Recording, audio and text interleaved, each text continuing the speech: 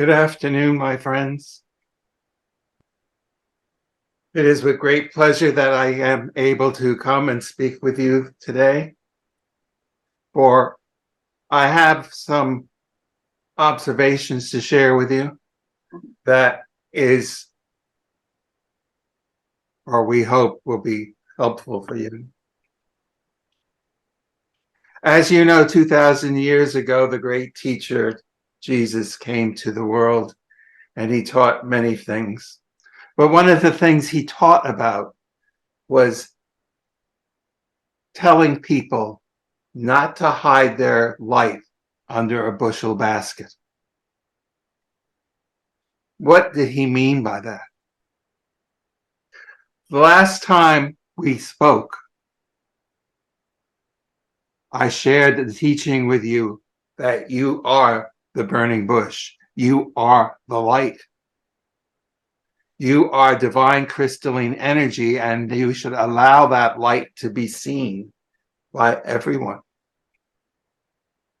What Jesus was talking about so many years ago was the fact that so many people forget that they are the light.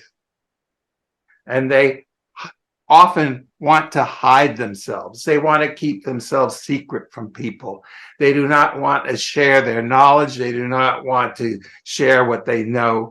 They just want to live their life kind of undercover is the word that I'm thinking of, but it's not the right word, so that people won't recognize them. And camouflage, that's the word, camouflage their light. Hide it from people. They don't want to be bothered. What we are asking you to do is to take away that idea of hiding what you know. In the times you are living, in the days to come, people are going to be seeking answers. We do not want you to be hiding under a bushel basket, hiding your light. You are the light. The knowledge that you understand, the knowledge that you are learning at these sessions is the light. And it is the information that needs to be shared in the days to come. You are the burning bush. You are the light. You need not to try to hide that. Allow your light to radiate out for all to see.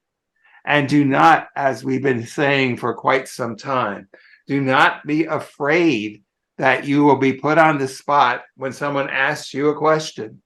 For all you have to do, as we have said before, is to take a deep breath, fall back into the divine crystalline energy, allow us to take a breath and allow us to speak to you, whether it's through your mind or it's directly coming out of your vocal cords. You begin to speak and do not impede it. Just let it flow, for we have the answers that you need to share at the time. And we can inspire you many different ways. We can inspire you through thought and you will repeat it, or you can simply have the feeling that you need to start speaking and just start to speak, and we will put the words in your mouth, as is also written in the Bible. So we are encouraging you to allow this to happen. The instrument, as he was going into the trance state, for many, many years, when he first learned how to go into trance, he would visualize going downward, down in a dark staircase, going down into the basement. And he would go down, down, down, trying to attune to us. And he was successful in learning that way.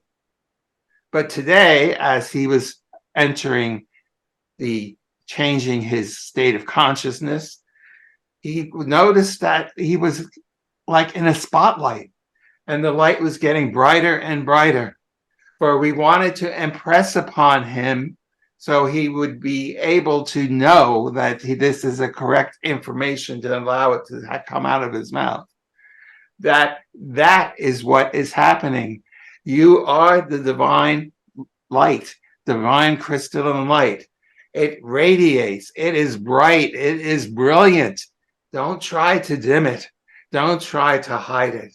And that is what the great teacher was teaching 2,000 years ago, not to hide your light, but to be a beacon, a lighthouse unto the world, as was told to me for so many times in my lifetime. You will be the lighthouse into the world, radiating the light into the dark, ignorant world. And people will come to you for answers. Do not be concerned. Do not be afraid. Just allow us to work through you. You all have the ability to do this. You all are learning how to go into your crystalline energy, which you are anyhow.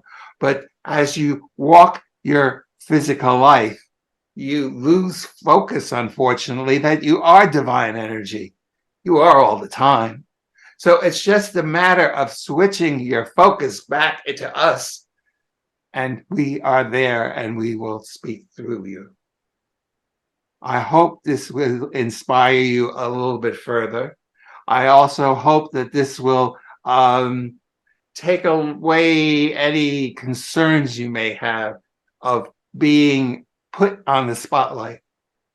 Just as this medium, when he was on the spotlight going into this trance, he was not totally comfortable, but recognized that he needs to go with it. And he did. That's what you need to do, learn also. You need to trust in the world of spirit and need to know that you too are all mediums. You may not sit in front of people and demonstrate, but you have the ability to connect and receive information and also give that information out to others when needed. That is your divine right. It was your birthright. All people had this before religions put people into a state of unconsciousness and told them that the gifts of the spirit were a work of an evil one and that they should stay away from it at all costs. Everyone was doing it. They were all connected to spirit at one point in time. We're coming back to a point in time where everyone is going back to that condition where they will be their own mediums, as I have been saying for many years now, and that everyone will be connected to the world of spirit. So I wanted to share that with you and highlight that with you again, so that you will be prepared in the days to come. We are ready for questions now. Thank you, Carl and friends, for being here, and thank you for that message. We've had more than one question about the fires in Maui, so I'll combine them. In Lahaina, Maui fires, we understand there are about 2,000 children missing after the fires. We've seen reports of that. Were the children rescued by the light somehow and taken to a safe place? The whole situation seems to have been planned. Was it the dark forces? Can you explain the fires? Was one of the reasons for the fires the eradication of the native Hawaiian peoples and to confiscate their land? Or was it satanic sacrifice? Thank you so much.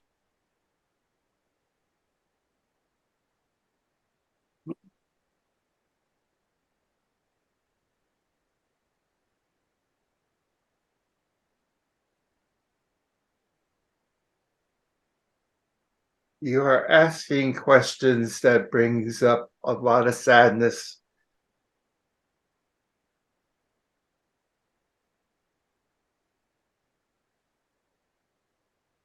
And we are not saying you shouldn't ask the question. The fires that you are asking about were created by certain individuals in order to bring devastation to that part of the world. You are correct in what you are thinking, that indigenous people who have not been brainwashed with that book, that Bible,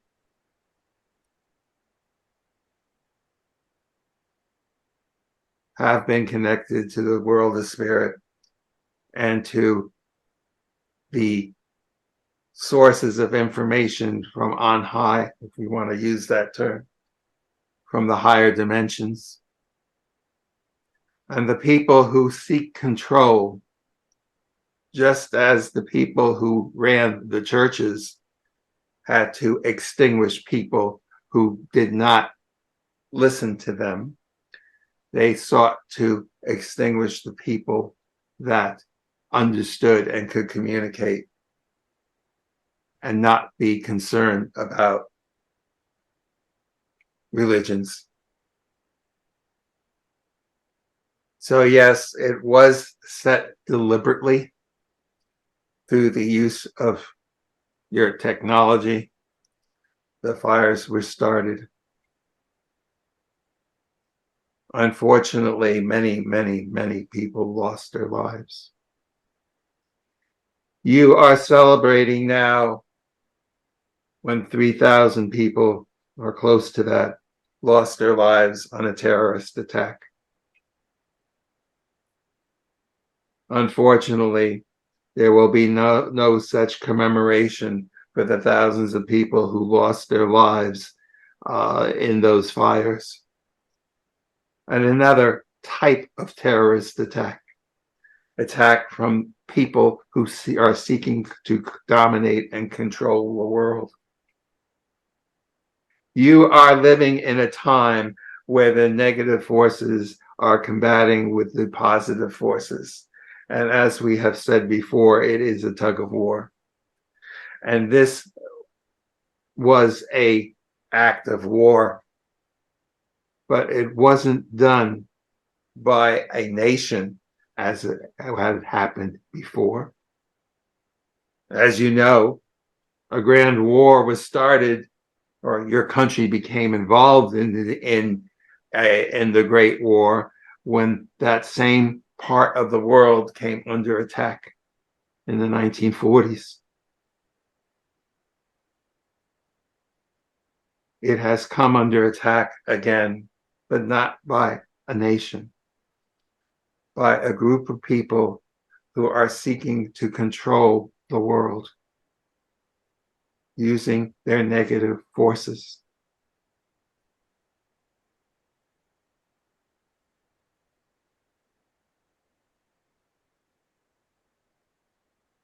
It is difficult to comment on what you asked about using the word of the adversary, Satan, because in effect,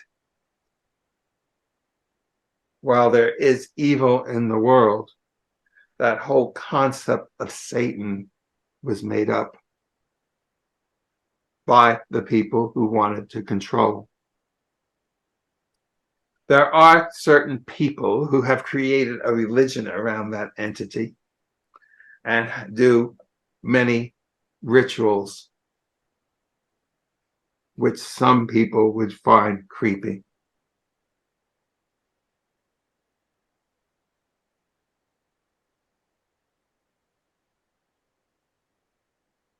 We do not say that that was the motivation behind these fires.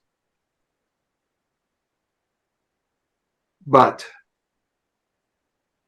groups of people use that image and that terminology in order to enhance their position. It is easy for what you term the white hats to use that term against the other group, because it immediately conjures up certain images that are negative. That's not to say that those entities, those people, aren't negative. That's not to say that they are doing horrific, evil things. But the concept of Satanism per se, it's almost like propaganda. It's not necessarily happening on the scale that people are talking about these days. So we wish to correct that image somewhat, that it is not satanic, but it is evil. And it is the people who are perpetrating these things are definitely evil. If you go back into history and talk about the tremendous dictator in Germany in World War II, he did many evil things, but worshiping Satan wasn't exactly what he was doing. He was talking about power. He was talking about his ego, but he wasn't talking about an evil being. So, and yet he was the epitome of evil. So we wish to dial back a little bit of this talk on that subject of the Satan, and just recognize that yes, these are people doing terrible things, and leave it at that. What we ask you to do is to send out as much light as you can in the world. There are many ways to do that. There is talking with people, there is sharing with people, there is giving financial assistance if you can. There are many ways to spread light in the world. And we ask you to seek ways of doing that, to help combat the forces of darkness that do exist. Because it is very much a tug of war. It's very much like being on a balance. You have an image of the Lady Justice holding the scales, and you put a certain amount of weight on one side and then a weight on the other, and it balances. And see, you're looking for a balance. What we are saying is the more light that can be put into the world will help shift the world into a more bright place and be more difficult for the forces of darkness. It is a balanced scale that's happening. And this is why we use the word tug of war, or we could also use the word seesaw, of going up and down, because sometimes the light is winning and sometimes the dark is winning. Sometimes the light is high up and the dark is down, and sometimes the dark is up. And when the forces of darkness created that situation and that terrible attack and that terrible loss of life, it helped to increase their force in the world at that time. So we need to counterbalance that with the forces of light. Do as much good in the world as you possibly can. Be the light that we spoke about in the beginning of this session. Put the light out into the world, because that adds more light onto that scale balance that we talked about. We ask you to do this to the best of your ability. Do you understand? Yes, and what about the missing children? The missing children are now in the world of spirit. Okay. However, yes, again, it is a balance. Those children knew what was going to happen to them before they entered the world, and they agreed to it. They understood that. They understood this was part of the mission. They understood that in the grand big picture of things, they were playing a important part by by being the sacrificial lamb at that time. So it's a very difficult thing for humanity to contemplate, because when you come back into the physical world, you lose sight of the big picture that you saw so clearly in the world of spirit before you began your life. You had signed a contract. You knew what was going to happen. And therefore, it's no surprise to them, per se.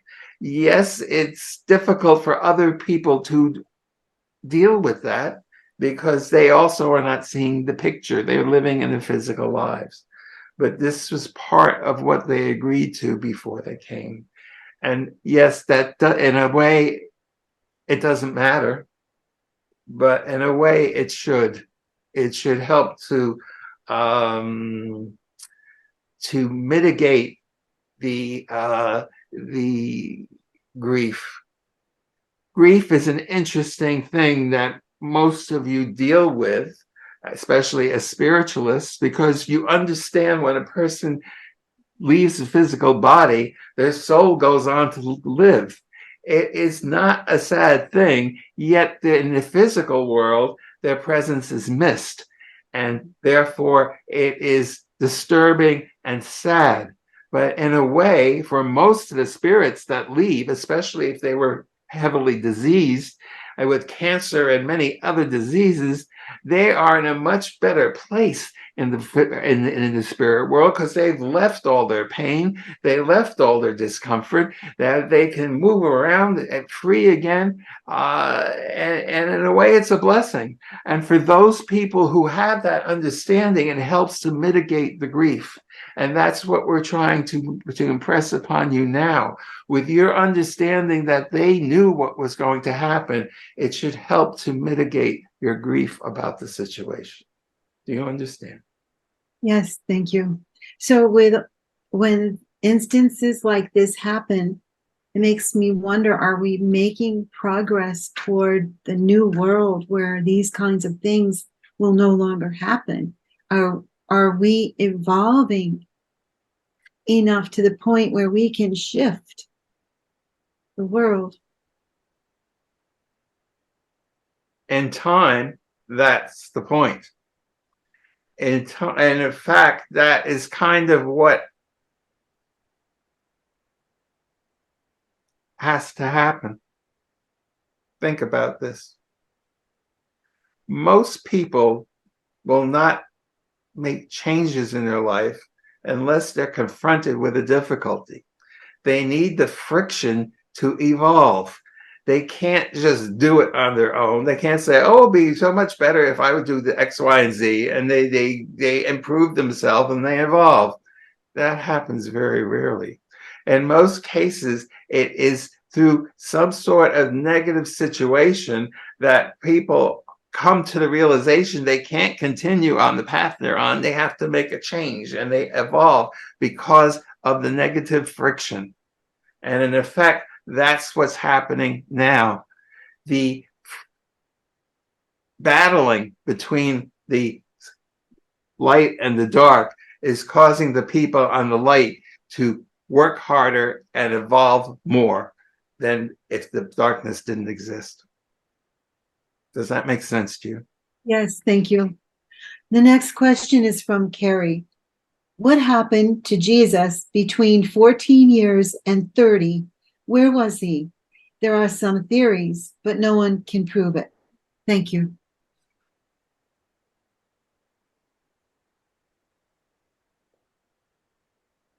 Jesus came to the world knowing that he would be a way shower. He was one who came to the world with 100% of his brain working. As you are well aware, there is no one on the planet right now who is working with their 100% brain capacity. Most scientists say that you work with 10% of your brain and the other 90% is asleep and dormant. Having 100% brain power working means that you could do all the gifts of the Spirit, which is what recorded in the Bible of Jesus doing every one of the gifts of the Spirit. But also, as I said before, as when he came to the world, he did not go into that state of amnesia, of forgetting of what his big contract was. He understood, he remembered why he came to the world. And therefore, when he reached that age that you spoke about, he understood that in order for him to fulfill the mission that he came for, he needed further education. What he was learning from the people in the Jewish temple was good, but it was limited. It was quite limited. Therefore, Jesus set out and he began studying in the mystery schools of many other cultures. He spent some years in Egypt studying there. He spent some years with the Essenes studying there. He traveled to India and he studied there. These other places had other religions which had slightly different beliefs. And you have to understand that even though we often speak negatively towards a religion, each and every religion has certain seeds of truth that they contain.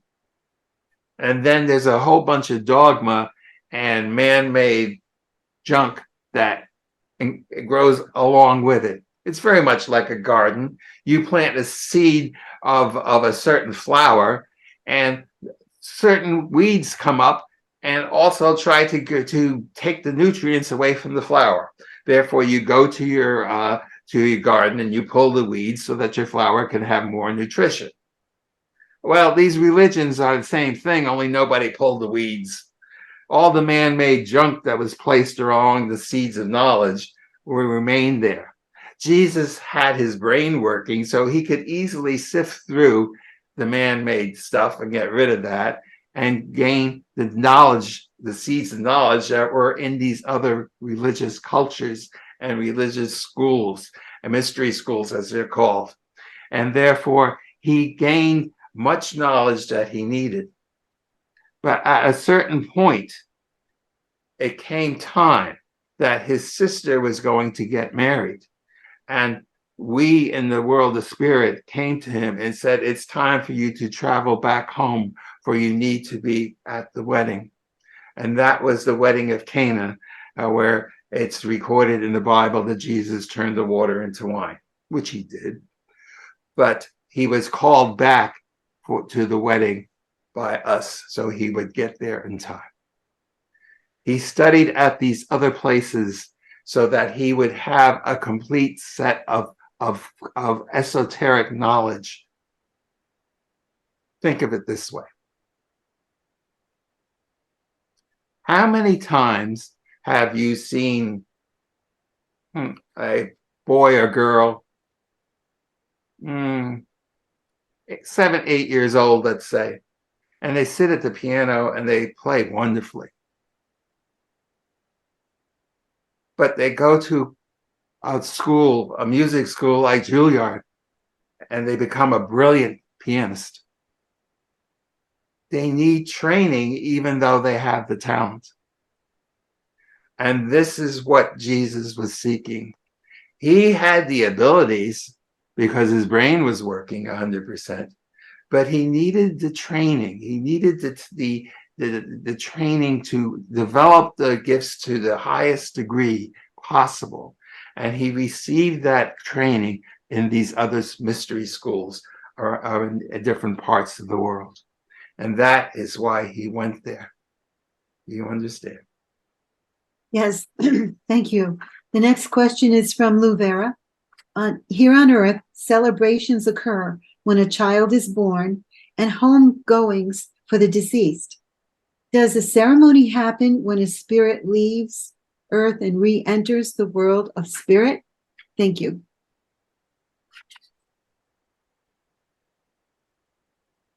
when a spirit enters this leaves the physical world, when a soul leaves this physical world and enters the spiritual world, there is a grand celebration. Just as there's usually a grand celebration shortly after when the baby arrives in the physical world. The soul is met by their loved ones, all the family members that went before them.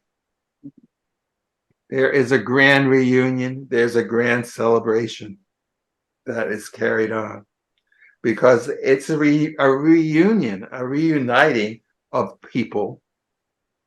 They're not in the physical body anymore, but they are people. They're in spiritual bodies. They're in their soul bodies. And everyone there has the same kind of body. They're all in soul bodies. And they have a grand celebration because of the reunification. Think about what it's like when you lose someone in the physical world. And for so many people, they long for that person for years and years. They miss that person. They long for that person who has went to the spirit world and is no longer has the physical presence there. And the only way they can possibly commune with them is through a medium, but most people were taught not to go to mediums. So therefore, they have this longing to be reunited with the person, and then when it's time for them to enter the spirit world, and they cast aside the physical body, and they end up in the spirit world, and there's that person. Can you imagine the joy of years, often decades, of longing to be with that person again, and all of a sudden it's happened, it's occurred. It's a grand celebration. It is highly emotional. So yes, there is great celebrations occur in the spirit world upon arrival of the soul from the physical world. Thank you. So the next question is from Sandy. What is the purpose of the monitoring devices some people are given? From whom are they sent and why are they given? Thank you.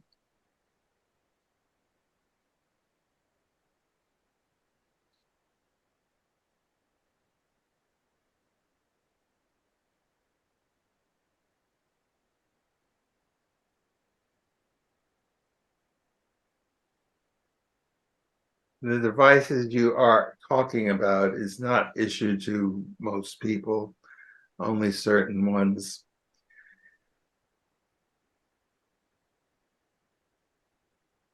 If we use the example of Jesus as we have been talking about today, he was one who had a mission to accomplish.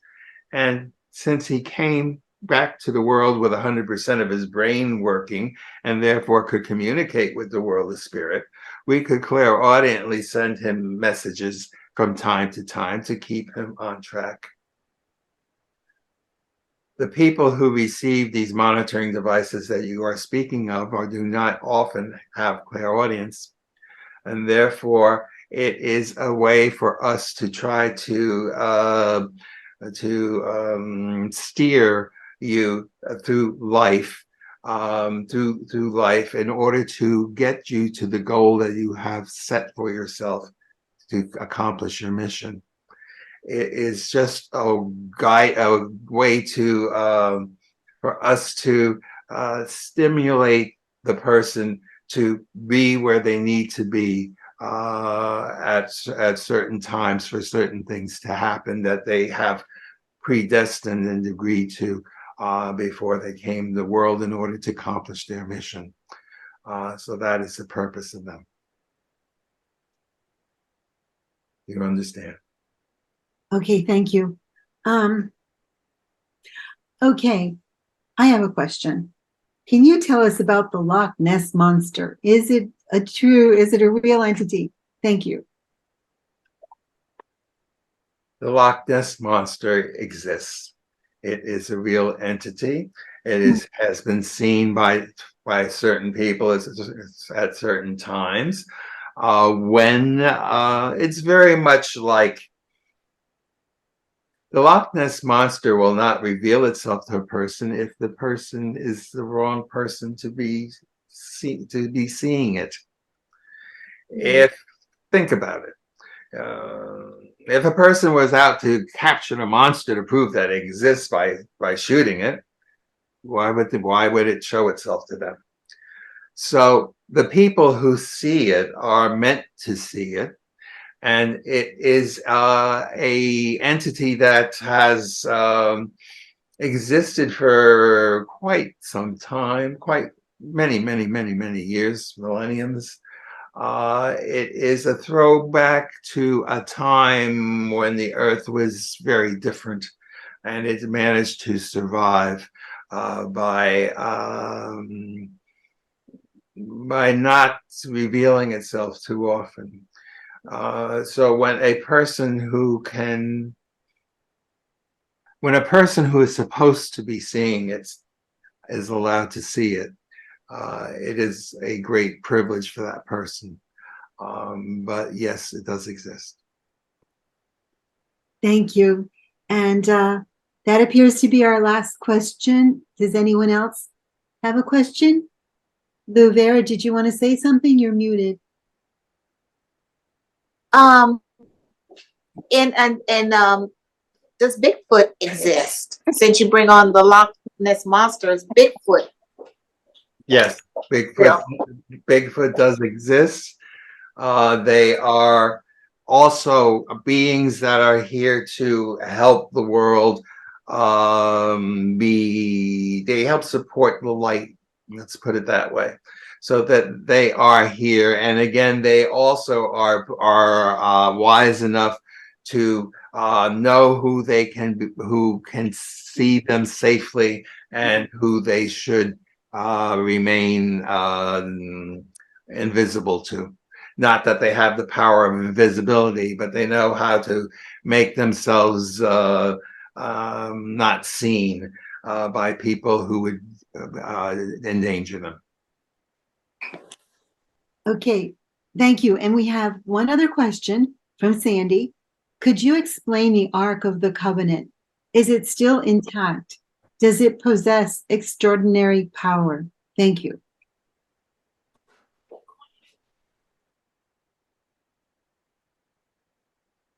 The Ark of the Covenant that you are talking about was a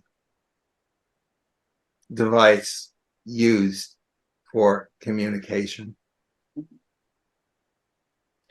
If you go into the Bible and read about Moses and Joshua in the meeting tent, you will read about the fact that a pillar of cloud appeared, and that the pillar of cloud turned into the God that was worshipped, and people would come and ask God to settle their problems, and God would answer. What was happening was a materialization seance where ectoplasm was forming, and God would go into the ectoplasm, or the spirit that was called God, and he would speak to the people and answer their questions and settle their disputes. Materialization mediumship requires much energy, and therefore the Ark of the Covenant was another way for spirit to communicate. It was like a voice box in a way, where certain frequencies could be sent, and people and the high priest would be able to hear the answers to the questions of what God wanted to say, because they were also in the Holy of Holies along with the Ark of the Covenant. So it became known as a very powerful instrument, when in fact it was very much like a radio, where the voice just came out and the communication took place. This device does exist. It is in Ethiopia, hidden away in one of the places there. This is well known, but it is well guarded, so no one can get in there. But that is where it is located. It was taken out of the city of Jerusalem before the temples were destroyed, because the spirit people knew that the temple was about to be burned down, and therefore they arranged certain people to take certain things out of there in order to preserve them, and they were taken to Ethiopia. And that is where it is. The instrument itself doesn't really have power, and it would take certain spirit people to reactivate, to use it again. But since there are other methods of communication which are much more simpler now through mediums, through human instruments, it is doubtful it will ever be used again for that purpose. Do you understand? Thank you. So I heard you say it's in Ethiopia now, is that correct? Yes. Okay. So we do have one more question from Susan. If Jesus remembered his purpose, why did he study human limited knowledge? Thank you.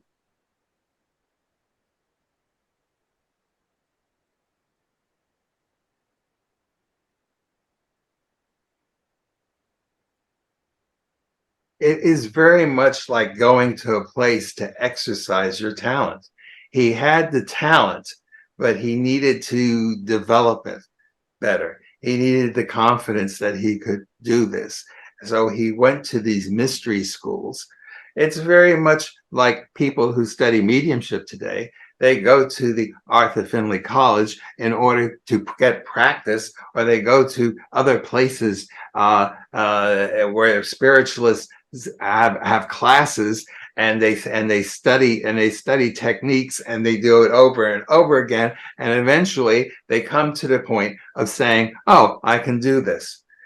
Jesus needed to develop the confidence. He had the skills, but he needed to go to a place where he could practice.